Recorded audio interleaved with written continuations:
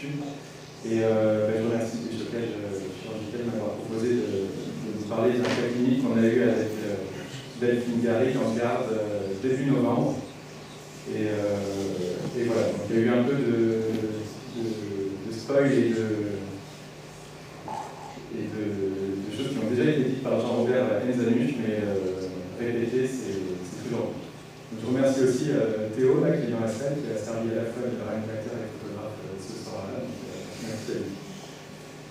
Donc j'ai aucun conflit d'intérêt avec deux types de chirurgie, je m'en fiche, mais voilà.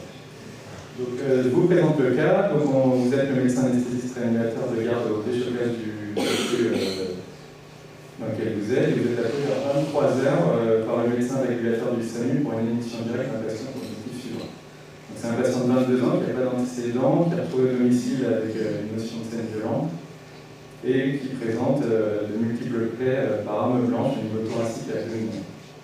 Donc sur le bilan initial, on a un patient conscient, orienté, qui présente des multiples plaies, comme on vous a dit. Il y a une perte de sang qui est importante et il y a une constante suivante qui sont retrouvées. Donc il y a une tachypnée, il n'y a pas d'insuffisance respiratoire, il est tachycarde, la tension est conservée, l'émotion initiale est à 7,1 par décilitre. Il n'y a pas de défaillance initiale.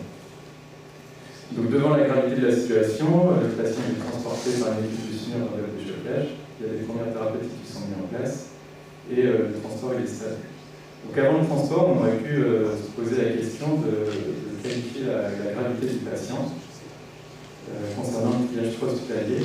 Et la question qui arrive immédiatement après la première, c'est de savoir vers quel type de centre de traumatologie on aurait pu orienter ce patient. Donc la notion de triage hospitalier, pour les plus jeunes, c'est quelque chose qui est indispensable dans la médecine d'urgence.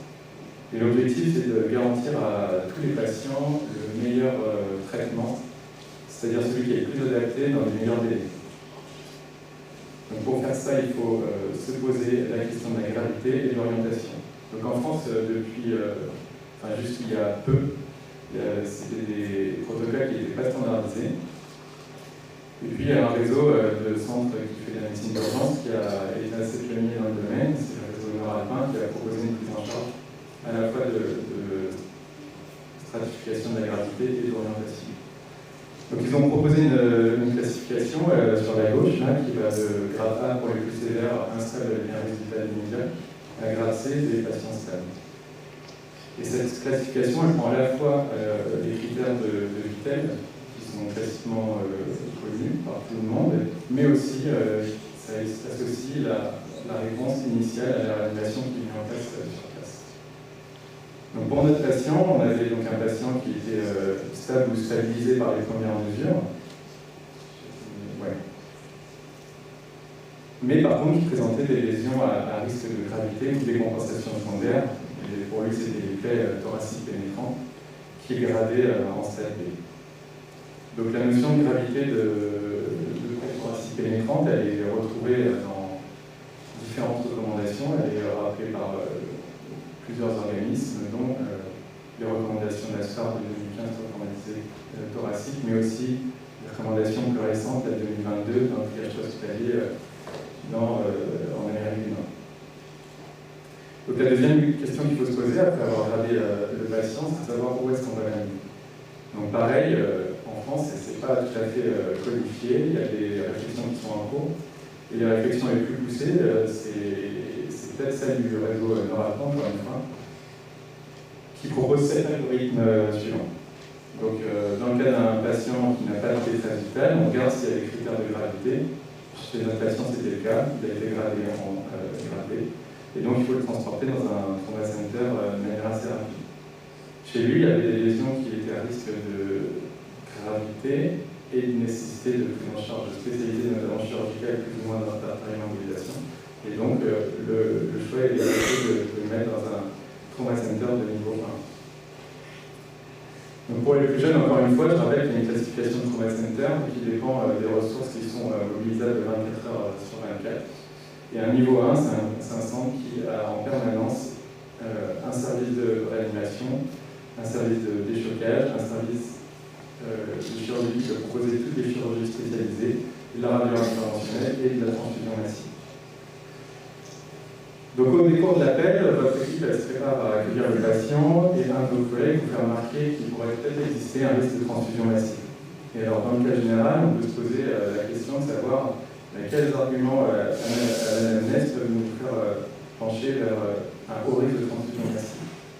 Je vous pose la question, mais je vous donne la réponse aussi.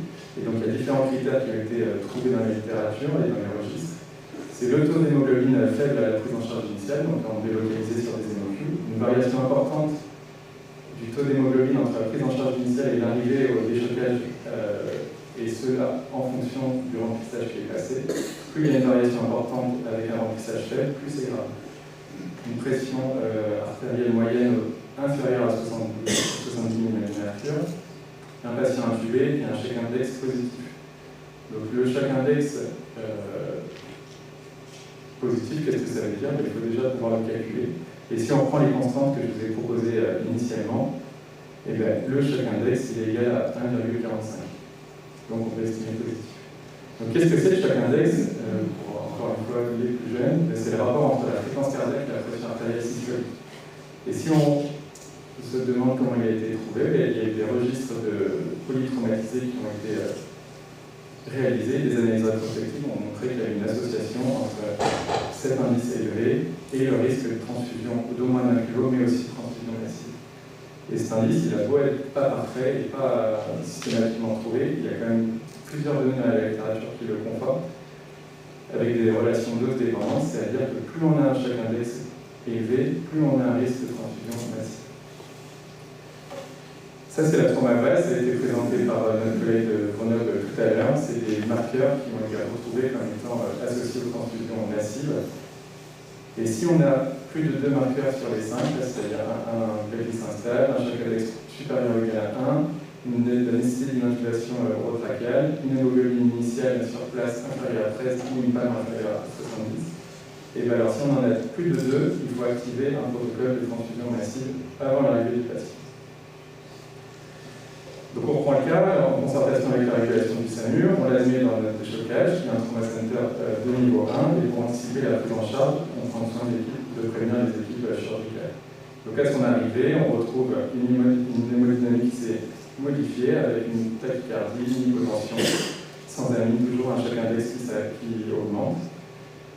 Une stabilité de l'examen ventilatoire avec une absence de détresse respiratoire, un examen neurologique pareil qui s'aggrave un petit peu avec une agitation qui s'installe et un hémocume qui s'est modifié parce qu'on a perdu 3 points d'hémoglobine. Donc on retrouve les plaies abdominales et thoraciques et rapidement on objectif une dégradation de l'état clinique du patient avec une hématémèse importante. Donc on réalise la phase d'écho dès l'arrivée du patient et on retrouve un pneumothorax gauche abondant, un doute sur un épanchement péricardique et rien d'autre. Donc on fait la radio thoracique initiale, et toutes les radios et les présentations, c'est le vrai patient. Et donc ça c'est la radio initiale avec un pneumothorax évident gauche complet qu'on a vu. Donc notre prise en charge en urgence, elle a consisté au drainage de pneumothorax en urgence avec un bain chirurgical de grand calibre. On l'a intubé sur la jugulation, on a déclenché un protocole de transfusion massive à la fois sur la dégradation et la nécessité de transfuser le patient. Et au CHU de Lille, j'attire l'attention sur les plus jeunes et dans les autres centres, parce qu'on a la chance d'avoir dans notre logiciel de prescription de produits sanguins à la ville des protocoles de transfusion massive qui ont été réalisés et qui sont facilement accessibles. Donc, dès qu'on appuie sur des boutons de transfusion massive, on a des protocoles sont standardisés avec plusieurs packs disponibles et ça permet d'anticiper la décongélation de plasma très congelé. Donc on restaure un petit peu l'hémostase, on fait l'autotransfusion sur le point thoracique et on fait l'hypotension permissive dans le contexte et on observe de manière un peu surprenante, mais c'est ce qu'on a constaté, une stabilisation des hémodynamiques. Donc devant la stabilité des hémodynamiques, on réalise un scanner en urgence pour dans les zones initiales. Et ce qu'on retrouve ici sur l'angioscanner thoracique, on retrouve un hémomédiastin ici, l'absence d'hémopéricarde décrit et l'absence d'hémothorax parce qu'on l'a déjà avec un thoracique en face. Au niveau abdominal, on a des lacérations hépatiques avec un niveau périphérique. Il y a des pneumos, mais ce n'est pas des pneumothorax. Donc il y a une décision devant la stabilité hémodynamique et la présence d'un pneumopéritoine et d'un pneumopéritoine, d'une exploration abdominale en urgence par la laparoscopie qui retrouve effectivement la lacération hépatique qui est électrocoagulée et rien d'autre par ailleurs. Il y a une toilette qui est faite et fin de chirurgie. La chirurgie a duré à peu près 2 heures. Il y a une stabilité hémodynamique qui était parfaite pendant le bloc. Je vous ai mis des repères pour que vous me croyiez, mais vous croyez-moi qu'il n'y avait pas d'amine et l'état hémodynamique était parfait constant. Au décours immédiat du bloc opératoire, on réinstalle le patient dans son lit et là, tout s'aggrave parce qu'il y a une instabilité hémodynamique très importante qui s'installe avec un arrêt cardio-respiratoire sur une asystolie en l'espace de 2 minutes. Donc on fait une réanimation spécialisée qui permet la récupération de l'activité cardiaque spontanée assez rapidement et cliniquement on objective une récidive hémorragique au niveau des reins thoraciques avec une déglobalisation aiguë. Donc on poursuit nos protocoles de transfusion massive et on essaye de faire un diagnostic. Alors le TT c'est pas évident parce qu'il y a un peu d'agitation et on décide après stabilisation au décours des premières transfusions de réitérer l'enregistrement en urgence. Alors, je vous ai mis cette photo-là, qui a été prise par même pour vous montrer la complexité des transports intra-hospitaliers de patients instables. Alors, cette photo, on peut voir, il y a le self-saver en autotransfusion continue sur le patient, il y a le réchauffeur accélérateur de soluté qui est en marche, le ventilateur, et donc chaque transport, c'est à risque pour le patient, mais ça mobilise aussi des moyens humains et matériels importants, donc voilà, il faut peser les déplacements. Donc ça, c'est le résultat du scanner qu'on refait le deuxième scanner injecté qu'on refait en post-op immédiat, et on objective une majoration de l'hémopéricarde avec une tamponade sur le ventricule droit et la récidive d'un hémothorax important. Dans le même temps, et sur table de scanner, le patient réitère son arrêt cardio-respiratoire. Donc on fait une nouvelle réanimation, on récupère à nouveau une activité cardiaque spontanée. Et là, sur proposition armée de l'équipe de réanimation, il y a une décision collégiale pour faire une thoracotomie de sauvetage. Donc en anticipant le risque hémorragique, on essaye de faire tout ce qu'on peut pour essayer de faire coaguler le patient et on part en urgence faire une sternothoracotomie bilatérale transverse ou la technique de Klemchak qui a été plus qu'expliquée par Jean-Robert Anzani. Donc ça, c'est une photographie qui a été prise immédiatement après la sternothoracotomie transverse. Et ce qu'on peut voir sur cette photo, c'est qu'il y a un péricarde qui est complètement tendu, avec un cœur qui faisait la taille du thorax, et donc on a objectivé clairement la tamponade. Ici, c'est une vidéo, pareil, qui est prise par Théo, encore une fois, qui montre si ça marche. Ça ne peut pas marcher. Non, ça ne marche pas. Bon, je suis désolé, ça ne marche pas, mais on voit le cœur battre avec une hernie du péricarde qui est tendue. Enfin, on sent que le cœur n'est pas à l'aise dans le péricarde. Voilà. Donc ce qu'on fait, c'est un bloc combiné avec 3 équipes chirurgicales, avec une exploration qui confirme ce qu'on doutait, une atteinte du péricarde, plusieurs plaies pénétrantes au niveau du ventricule droit, et une rétention hémorragique péricardique qui a été traitée par péricardotomie et hémostase de péricardiaque. Et ça, c'est des surveillances bien que tout le monde connaît. Dès la levée de la tamponade, on a une restauration quasi immédiate de l'hémodynamie avec un sevrage de la noradrénaline. Voilà, donc le bloc se passe bien. Ça, c'est la radio post-opératoire, comme décrit par Jean-Robert, avec des brins un petit peu partout et une énergie latérale. Donc, il y en a 2 à gauche, 1 à droite, il y a 2 brins péricardiques, des brins abdominaux. Et l'évolution, elle est favorable parce que le bilan post-opératoire est normal et le patient est transféré en réanimation à juin sans complications stables. Et après, il y a le travail de la réanimation chirurgicale que j'estime beaucoup, qui permet un sevrage des amines DJ2, un sevrage de la ventilation invasive DJ2, l'absence de défaillance rénale, l'absence de séquelles neurologiques à la veille de sédation et l'ablation de l'ensemble des reins chirurgicaux au cours du séjour qui permet une sortie de réanimation sans séquelles à la du traumatisme initial. Donc les objectifs de la sternotoracotomie bilatérale, ils ont été expliqués par Jean Robert. Donc il y en a 5, c'est lever une tamponade péricardique, contrôler une hémorragie d'origine cardiaque, réaliser un massage cardiaque interne, clamper l'aorte thoracique descendante et contrôler les lésions hémorragiques pulmonaires. Donc pour quel patient on doit réserver cette stratégie chirurgicale qui est assez lourde? On a dit, c'est des patients qui sont à un stade soit récupérés très rapidement, soit à un stade qui ne sont pas contrôlés de manière médicamenteuse, mais par contre pas les patients qui vont présenter des arrêts cardio-respiratoires qui vont nécessiter une réanimation prolongée. On sait que le pronostic de ces patients-là est catastrophique et donc ils ne doivent pas bénéficier de cette technique, ça serait utile pour eux. Donc est-ce que ça a des résultats satisfaisants? Ça dépend de ce qu'on appelle satisfaisant, mais globalement, les patients qui vont avoir le meilleur pronostic au décours de cette chirurgie, c'est les patients qui ont des plaies uniques par arme blanche. Les armes à feu, c'est catastrophique, mais les armes blanches, c'est 20% de survie. Quand ils ont une plaie cardiaque qui est facilement contrôlable par une hémostase chirurgicale et qui présente des signes de vie à l'admission dans le service d'urgence.